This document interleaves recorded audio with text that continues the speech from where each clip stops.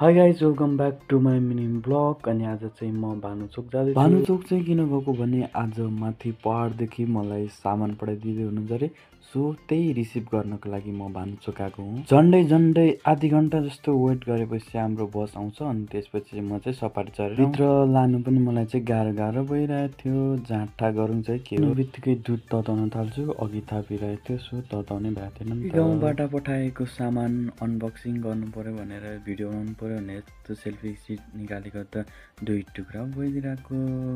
हेर्नु न गाइस, पड्याक्क गयो। केही छैन गाइस, भिडियो त म बनाइहाल्छु नि। हेर्नु न, अर्ग्यानिक माल गाउँदेखि चाहिँ हामीलाई पठाइदिनु भएको रहेछ कागती र फुलकोपी। यति मात्रै होइन कि एक बोरा इस्कुस पनि, त्यही भएर त मैले बोक्न नसकेको नि। ल अब चाहिँ ओपरे भोक पनि लाग्यो, सो त्यही भएर मैले चाहिँ पकेटबाट यो 100 रुपियाँबाट चाहिँ मैले पसलबाट एउटा करेन्ट र एउटा अन्डा ल्याएँ।